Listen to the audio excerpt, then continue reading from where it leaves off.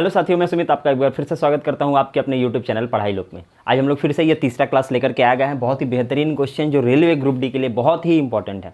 सारा का सारा क्वेश्चन बेहतरीन है और सारा बहुत बढ़िया तरीक़े से सिखाया जा रहा है। और इसमें कुछ ऐसा कॉन्सेप्ट चल रहा है ना, पहले के 2 क्लास अगर आप किए हैं तो ज़्यादा अच्छे से समझ में आएगा, और अगर नहीं किए हैं तो पहले ये दोनों क्लास करिए, उसके बाद ये तीसरा क्लास है आज, उसको करिए। इसमें हम लोग ट्रिग्नोमेट्री के ऊपर ज़्यादातर हम लोग ध्यान दे रहे हैं, ज्योमेट्री के ऊपर ज़्यादातर ध्यान दे रहे हैं। इसमें कुछ ऐसे प्रश्न है ना जो बच्चे बनाते नहीं हैं, वो सब हम लोग समझा रहे हैं। तो बिना किसी देरी के हम लोग डायरेक्ट आज प्रश्न के ऊपर चलेंगे। आज थोड़ा ज़्यादा क्वेश्चन करने का एम है।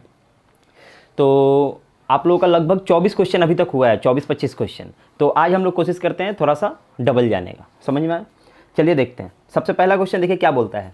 यदि एक, ध्यान से समझिएगा जो हम समझा रहे हैं, यदि एक समबाहु त्रिभुज की भुजा 4 यूनिट है। समबाहु मतलब क्या? तीनों साइड बराबर, तीनों साइड बराबर, उसका 4 दे दिया, मतलब 4 4 4, तीनों का तीनों आपका साइड दे दिया, तो उसका एरिया कितना होगा? आपको पता होगा समबाहु का क्या होता है एरिया का फॉर्मूला। एरिया का होता है √3/4 गुना ए साइड का स्क्वायर। ए का स्क्वायर मतलब साइड का स्क्वायर। ये जो आपका 4 दिया हुआ है, तो 4 का स्क्वायर मतलब 4 गुना 4, यही ना।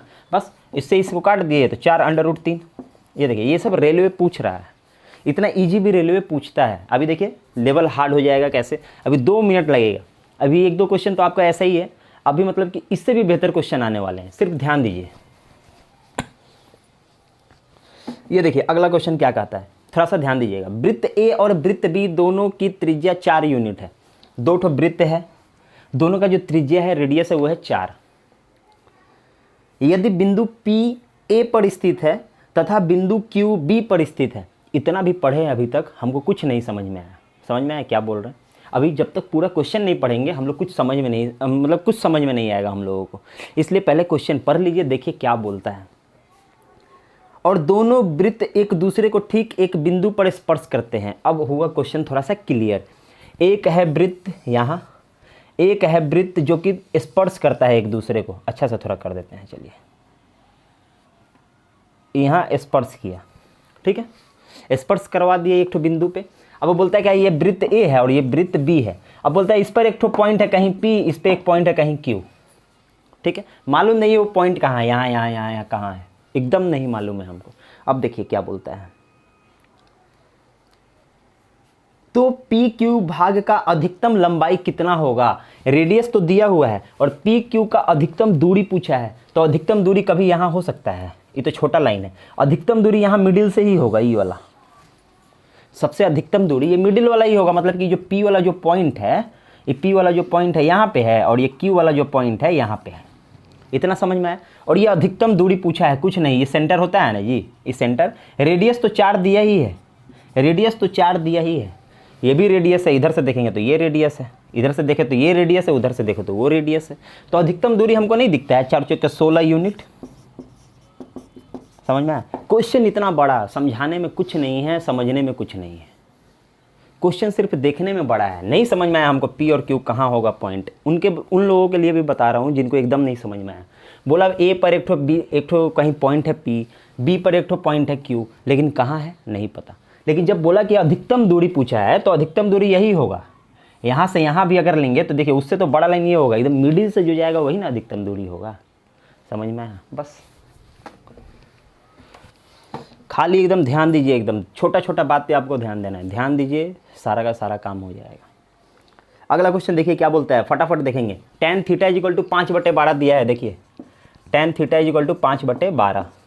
और आपसे पूछा क्या है, पूछा है cos θ + sin θ, cos θ + sin θ plus tan cot θ plus tan θ cot θ। ये आपसे पूछा है, ये आपका दिया है। एकदम ध्यान दीजिएगा। ये चारों कॉन्सेप्ट जब तक 2 ठो क्लास आप पहले वाला नहीं किए होंगे, ये आपको समझ में नहीं आएगा। तो पहला 2 क्लास करिए, तब आपको ये समझ में आएगा अच्छे से। अब tan θ दिया है। tan का मतलब हमको पता है कि P/B होता है, परपेंडिकुलर बाई बेस। तो परपेंडिकुलर बाई बेस अपने को दिया है 5/12। तो परपेंडिकुलर और बेस दिया है, तो हाइपोटेनस हमको आता है निकालने। तो हम बोले हाइपोटेनस = 13, ठीक है। बस अब यहाँ ध्यान देंगे, अपने को बनाना है ये तो tan और cot गुना करना है, दोनों अपोजिट वाला को गुना करना है, दोनों अपोजिट वाले को गुना करना है। tan और cot को गुना करना है, tan और cot को गुना करना है। तो गुना करने से तो 1 होता है, हम तो उस दिन बताए हैं। इन दोनों को गुना करने से तो 1 होता है, हम उस दिन बताए हैं ना। बस ख़त्म हो गया। अब देखिए cos theta plus sine theta, और ये तो एक होता है, इतना अभी तक समझ में आया। अब कॉस थीटा और साइन थीटा ये क्या करे, इसको कुछ नहीं करना है। कॉस का मतलब क्या होता है, यहाँ से देखिए b/h, कॉस का मतलब b/h, प्लस साइन का मतलब क्या होता है, बोले p/h, प्लस ये तो एक है, वो तो एक है ना, तो बस सबका वैल्यू यहाँ दिया हुआ है, बनाना है। b देखें हमको 12/13 प्लस 5/13 प्लस 1, यही ना, कुछ मत करिए, इसको यहीं रहने दीजिए, इसको अलग से बना लीजिए। ये देखिए 13 हो गया, 17/13 हो गया, आई प्लस 1 हो गया, यहाँ कर दिए तो 13 30/13 हो गया। समझ में आया, 30/13 हो गया। कुछ नहीं करना है, जो दिया है उसी से बनेगा। ये आपका तीनों चारों जो कॉन्सेप्ट दिया है ना, इसके ऊपर तो बवाल है, सारा सवाल इसके ऊपर डिपेंड करता है, इसी के ऊपर डिपेंड करता है। समझ में आया। अगला सवाल देखिए क्या कहता है, ये स्टैंडर्ड डेविएशन का एक सवाल है, बहुत ही बढ़िया क्वेश्चन है। देखिए 3 4 5 3 1, जब भी स्टैंडर्ड डेविएशन पूछेगा आज के बाद आप लोग भूलेंगे नहीं। देखिए 3 4 5 3 1 3 4 5 3 1, ले पॉइंट में आ गया। पहला ही सवाल करवाने जा रहा हूँ, वो भी पॉइंट में सब बनेगा, कोई दिक्कत ना है। कुछ नंबर आपको देगा, बोलेगा उसका स्टैंडर्ड डेविएशन बनाइए, मानक विचलन बनाइए। स्टैंडर्ड डेविएशन जिसको बोलते हैं, मानक विचलन बनाइए। बनाने का एकदम 30 सेकंड का उपाय एक ही गो है, चुपचाप पहले इसका एवरेज निकालिए। समझ में आया। एवरेज निकालने का जो तरीका होता है वो होता है 3 3 3 3, 1 बचा 0.2, 3.2 इसका एवरेज निकाल लीजिए, जिसको मीन बोलते हैं। मीन या एवरेज कोई दिक्कत ना है, 3.2 आएगा। अब देखिए कैसे आया, हम बोले सबको जोड़ के 5 को है 5 से डिवाइड करिए तो एवरेज निकलता है ना, लेकिन हम वैसे नहीं बनाते हैं। हम क्या किए, सबको 3 बना दिए। ये 3 है, ये 4 है, यहाँ से 1 ले लिए, ये भी 3 बन गया, मेरे पास 1 है। इससे 2 ले लिए, ये भी 3 बन गया, मेरे पास 3 हो गया। ये तो 3 है, छोड़ देते हैं। अब मेरे पास कितना है, 3। वो 3 में से क्या किया, 2 इसको दे दिए, ये भी 3 बन गया, मतलब सब मेरा 3 बन गया। 1 रुपया अभी भी मेरे पास है। तो 1 रुपया को जब पाँचों में बराबर बराबर बांटेंगे तो 20 पैसा करके जाएगा, मतलब 3.2 एवरेज। समझ में आया, इसी को कहते हैं निकालना। अब 3.2 जो एवरेज आया ना, अब क्या करते हैं, स्टैंडर्ड डेविएशन बनाते समय, मानक विचलन बनाते समय इससे सबको घटाते हैं, और जो घट के जो नंबर आता है उसका स्क्वायर करके लिखते हैं। बस 3.2 से जब 3 घटाएंगे, इससे इसको घटाइए या उससे उसको घटाइए, कोई फ़र्क नहीं पड़ता। माइनस में अगर आता है तो कोई फ़र्क नहीं पड़ता, क्योंकि स्क्वायर करेंगे तो माइनस फिर प्लस में चला जाएगा। समझ में। तो प्लस माइनस मतलब वैल्यू वो मैटर नहीं करता है, वो वैल्यू के ऊपर उसका कोई आपका इफेक्ट नहीं करेगा। आप जो है प्लस माइनस पे ध्यान ना दें, आप इसको डायरेक्ट घटाएं और जो आता है उसका स्क्वायर बनाते चलें। अब 3 रुपया घटा दिए, 3 रुपया 20 पैसा में से, तो मेरे पास 0.2 बचा, 20 पैसा। अब 0.2 का स्क्वायर करेंगे तो 4 होगा, लेकिन 2 पॉइंट है तो हमको पता है कि ये मेरा हो जाएगा 0.04। 0.2 का जब स्क्वायर करिएगा, 0.2 का जब स्क्वायर करिएगा तो 0.04 होगा। कैसे, 2 दूनी 4। अब पॉइंट के बाद 1 अक्षर है, स्क्वायर किए हैं तो पॉइंट के बाद 2 अक्षर होना चाहिए, तो पॉइंट के बाद 2 अक्षर तो ऐसे ना होगा। ये 0 इधर लगा दीजिएगा तो 40 हो जाएगा, दिक्कत हो जाएगा, पहले लगाते हैं।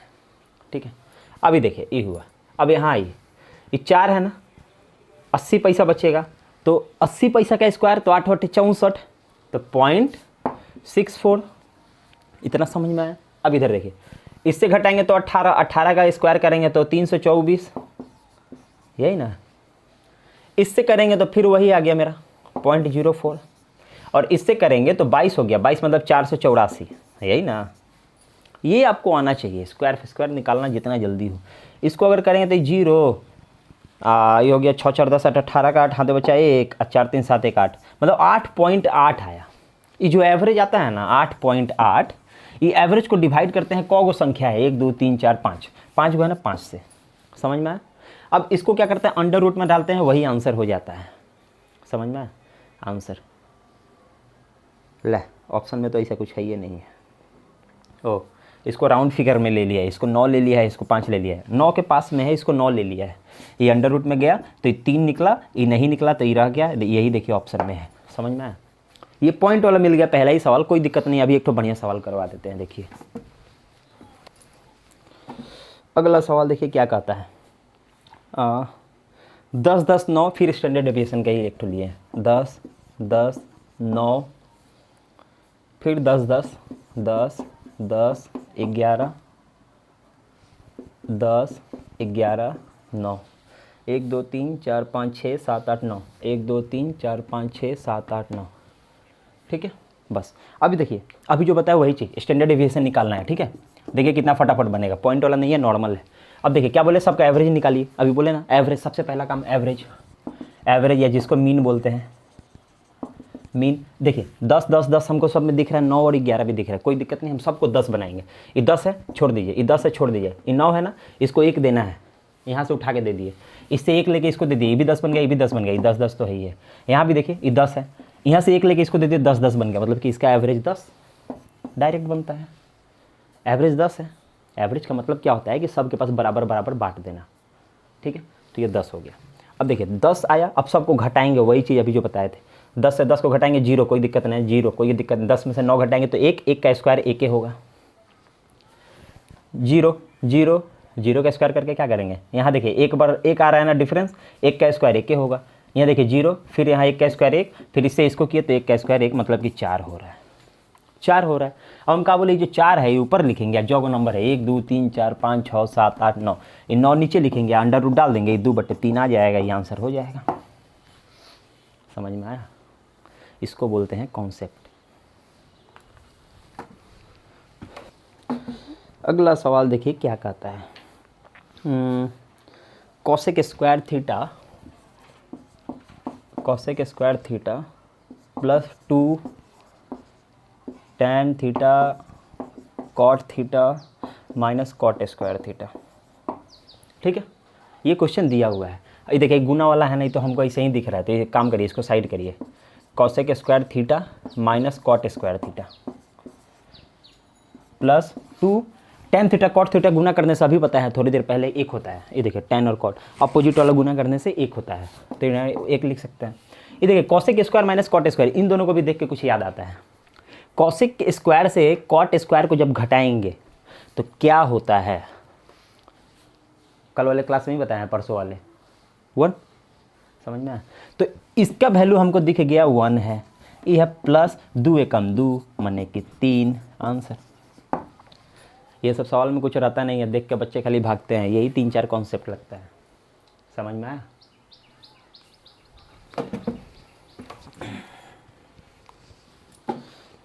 अगला सवाल देखिए क्या कहता है, tan 1125 डिग्री, उस दिन बताए थे आपको। एगो सर्कल कितना होता है 360 डिग्री, यहाँ से दौड़ना शुरू किए 0 degree 1 degree 2 degree 30 degree 45 degree 90 degree 180 degree 360 degree, यहीं पे अगर वापस आ जाते हैं तो 360 डिग्री कंप्लीट कर लेते हैं। जहाँ से शुरू किए वहीं आ गया, कोई फ़र्क नहीं पड़ता है। तो जब यहाँ पे हम एक राउंड मार लिए, जहाँ से खड़े थे वहीं आ गए, तो उसका कोई वैल्यू नहीं लेंगे। क्यों लेंगे, कोई दिक्कत ना है, वहीं पे तो खड़े हैं। तो हम 360 यहाँ से हम घटा लेंगे तो भी कोई फ़र्क नहीं पड़ेगा, लेकिन हमको दिख रहा है 1125 है। तो वो काम करिए ना, एक बार घूमिएगा तो 360, 2 बार घूमिएगा तो 720 और 3 बार घूमिएगा तो 1080, मतलब 1080 भी अगर आप डिग्री घूम लेते हैं तो आप जहाँ खड़े थे वहीं आ जाएंगे। क्या फ़र्क पड़ता है उससे, कोई भी वैल्यू से हमको कोई मैटर नहीं करता है, मेरा कोई भी काम नहीं है, मेरे को पूरा घूमना ही है, वहीं आके खड़े हो जाना है, तो क्या फ़र्क पड़ता है। तो हम लोग 1080 भी यहाँ से अगर हम हटा दे तो हमको क्या फ़र्क पड़ेगा, जहाँ थे वहीं आ जाएंगे। यहाँ मिल जाएगा मेरे को 45 डिग्री, तो अब हम बोल सकते हैं कि tan 45 डिग्री पूछ रहा है, tan 45 डिग्री, क्योंकि यहाँ से 3 बार घूमे तो 1080 घूम गए, यहीं आ गए, फिर वहाँ से जब चले हैं तो 45 डिग्री में आके रुके हैं। तो tan 45 का वैल्यू बताइए ना क्या होता है, बोले 1 होता है आंसर। समझ में आया? बस। अगला सवाल देखिए क्या कहता है, एक वृत्त का क्षेत्रफल 616 स्क्वायर मीटर है, इसका व्यास जिसको डायमीटर कहते हैं वो निकालना है। कोई दिक्कत ना है, वृत्त का क्षेत्रफल आप लोगों को पता होगा पाई आर स्क्वायर होता है, जो कि 616 दिया हुआ है, 616 ही है ना, हाँ 616 दिया हुआ है, और हमको डायमीटर निकालना है, ठीक है, डायमीटर ही ना, हाँ डायमीटर निकालना है, व्यास निकालना है। हो गया। ये देखिए पाई का वैल्यू हमको पता है 22/7 होता है, इंटू आर का स्क्वायर इक्वल टू 616। इसको उधर भेजेंगे, ये वैल्यू को इधर भेजेंगे, नीचे वाला ऊपर चला जाएगा, ऊपर वाला नीचे चला आएगा, यही ना होगा जी। समझ में आया? यही होगा। अब बस इसको काटना है, कैसे काटे कैसे काटे कैसे काटे, 2 से ही काटते हैं, चलिए देखते हैं। 5 और 6, 11 से काटे और आपका 2 8 28, यही कट रहा है ना। हाँ दिक्कत ना है। अब 7 8 56, हाथ में 5, 7 दूना 14, 5 19, आर स्क्वायर इजिकल टू 196, तो आर इजिकल टू 14। रेडियस मेरा निकला 14। और व्यास होता क्या है? ये होता है व्यास, आधा होता है रेडियस, अब पूरा को बोलते हैं व्यास। मतलब आधा अगर मेरा 14 है तो पूरा कितना होगा? 14 14 28। मतलब कि हम लोग बोल सकते हैं कि diameter is equal to r plus r, r plus r, या फिर 2r, या फिर 2r, इन दोनों में से कुछ भी बोल सकते हैं। ठीक है, तो हम लोग कर सकते हैं 14 + 14 इज इक्वल टू 28। आंसर समझ में आया? 2r बोलिए या r प्लस आर बोलिए, कोई दिक्कत ना है, सीखने से मतलब है, जैसे आपको याद रहे वैसे करिए ना। अगला सवाल देखिए क्या कहता है। कॉस 1110 डिग्री, ये देखिए कॉस 1110 डिग्री, यही आपसे पूछा है। अरे वही चीज़ हो, 360 360 360 कर सकते हैं कि नहीं कर सकते हैं? हाँ वही होगा। एक काम करिए, घटा लीजिए, जैसे हम बताते हैं 1110 है, वही 360 360 360 करेंगे तो 1080 होगा, 1080 होगा। 1080 को घटा लेते हैं तो ये मेरा 30 डिग्री हो गया, √3/2 आंसर हो गया, √3/2 आंसर हो गया, cos 30 डिग्री। समझ में आया? बस कुछ करना नहीं है, √3/2 ऑप्शन का है। हाँ, अगला सवाल देखिए क्या कहता है। Sine theta is equal to 2/3, sine theta बराबर 2/3, और आपसे पूछ दिया है sec square theta, sorry sec theta and cot theta, ये दोनों पूछा है आपसे। ठीक है, ये दोनों अलग अलग पूछा है, कोई दिक्कत ना है। ये क्या है? साइन थीटा है ना, साइन मैंने p/h होता है ना, हम बोले हाँ, तो p/h दिया है 2/3, तो मेरा b निकल जाएगा, b निकल जाएगा √5। ये कैसे निकाल रहे हैं यहाँ से आप लोग निकालिए, कोई दिक्कत नहीं है। h² बराबर p² + b² b² निकालना है तो h² इधर ही रहने दीजिए, p² को उधर भेज दीजिए माइनस करके, वैल्यू दे के बनाइए ना, बनेगा, काहे नहीं बनेगा। तो ये हो गया। और पूछा क्या था? यहाँ तो लिखे ही हैं सेक थीटा, तो सेक थीटा देखिए ना क्या है, h/b, यहाँ लिख सकते हैं h/b, और ये मेरा कॉट थीटा, तो कॉट थीटा b/p, b/p, बस यहाँ पे बनाइए, वैल्यू लगाना है। देखिए h/b मतलब कि 3/√5, 3/√5, इसका b/p मतलब √5/2, √5/2, यही दोनों है आपका आंसर। समझ में आया? ऑप्शन में आपका ये नहीं भी हो सकता है, तो ये नहीं हो सकता है तो उसको और थोड़ा सा एक स्टेप आगे जाके सॉल्व करना पड़ेगा, परिमेयीकरण जिसको कहते हैं। तो ये हो गया 3√5/5, ये भी हो सकता है ऑप्शन में। समझ में आया? बस अगला सवाल देखिए क्या कहता है, थोड़ा सा ध्यान दीजिएगा, कुछ रहता नहीं है सवाल में लेकिन थोड़ा सा बनाया हुआ है ट्रिपिकल। एक आयताकार मैदान, आयताकार रेक्टेंगल मैदान है, ठीक है। चलिए पहले बनाते हैं, आपको अच्छे से समझाते हैं, यहीं पे बना लेते हैं। एगो आयताकार मैदान है, ठीक है, जिसकी लंबाई 125 मीटर और चौड़ाई 75 मीटर है। बहुत बढ़िया, ये 125 मीटर, आई है 75 मीटर, ठीक है। तथा मैदान के बीच में लंबाई के समानांतर, लंबाई ई है तो इसके समानांतर बीच में 3 मीटर चौड़ी पैदल पट्टी है। मतलब एगो रास्ता है यहाँ बीच में, एगो ऐसे रास्ता है जिसका ये वैल्यू जो है वो 3 मीटर है, ठीक है। पैदल पट्टी के बिना मैदान का एरिया, ले कुछ नहीं, पूरा मैदान का एरिया तो पूछा है लेकिन ये पट्टी के बिना, मतलब ई वाला एरिया पूछा है और ई वाला एरिया पूछा है। समझ में आया? तो इसमें करते क्या है, देखिए हम ये रेक्टेंगल का एरिया निकाल सकते हैं, तो हम ये क्या करेंगे, पूरा मैदान का एरिया निकालेंगे और ये रोड का एरिया निकालेंगे। अब पूरा मैदान के एरिया में से रोड का एरिया घटा देंगे तो यही वाला ना बचेगा। हो गया? समझ में? क्या बोले, ये देखिए एरिया ऑफ पार्क से अगर घटा दे एरिया ऑफ पाथ, जिसको रोड भी आप लिखिए कोई दिक्कत ना है, पाथ हम लिखे हैं, ठीक है। पूरा के एरिया से रोड वाला एरिया अगर घटा देते हैं तो हमको ये वाला एरिया पता चल जाएगा। अब पूरा का एरिया निकालते कैसे हैं, तो लेंथ इंटू ब्रेथ, यही ना, लेंथ इंटू ब्रेथ माने 125 गुने 75, यही ना हुआ पूरा का एरिया। इसका एरिया कैसे निकालेंगे, माइनस इसका एरिया कैसे निकालेंगे, अरे तो कुछ नहीं, ये लंबाइया तो 125 से है, 125 से ना है, ये लंबाई 125 है, चौड़ाई तो 3 दिया है, हो गया ख़त्म। तो ये 125 है लंबाई या चौड़ाई है 3, बस इसको घटा दीजिए, बन गया सवाल। बन कैसे गया देखिए ना, 125 को हम कहा कि कॉमन ले लिए, ठीक है, कॉमन ले लिए। यहाँ 75 में से घटाना है 3, तो हम 75 में से 3 घटा कर डायरेक्ट यहाँ पे हम गुना 72 लिख सकते हैं, समझ में, डायरेक्ट 72। हम ऑप्शन थोड़ा देख लें, हमको समझ में आ जाएगा। 125 72, 5 दूना 10, एक ही गो ऑप्शन है 9000 वाला, लास्ट में 0 वाला, समझ में आया। 9000 स्क्वायर मीटर, ये भी लिख देते हैं, चलिए, मतलब इसका एरिया जो है वो है 9000 स्क्वायर मीटर। खाली रोड का पूछता तो ये, पूरा पार्क का पूछता तो ये, बस समझ में आया। अगला सवाल देखिए क्या कहता है, 2a/3 2a/3 minus 3b/2 plus c minus 2a plus 3b minus 3c minus 2c/5, और बोला है c का मान बताइए, c का मान बताइए, समझ में आया। c का मान बताना है, ये ए बी को छोड़ दीजिए, पूरा खाली c वाला को पकड़ के बनाइए, खत्म हो जाएगा सवाल। ये देखिए प्लस c मतलब c minus 3c minus 2c/5, खाली इसी को बनाइए, 2c है, सॉरी 2c, ठीक है, खाली इसी को पकड़ के बनाइए, जो वैल्यू आएगा वही आंसर हो जाएगा। ए का पूछता तो खाली ए वाला को बनाते, बी का पूछता तो खाली बी वाला का। अब देखिए ये 5 है ना, नीचे सबको 5 से ऊपर गुना कर दीजिए ना, हटाइए नहीं, सब हटाइए,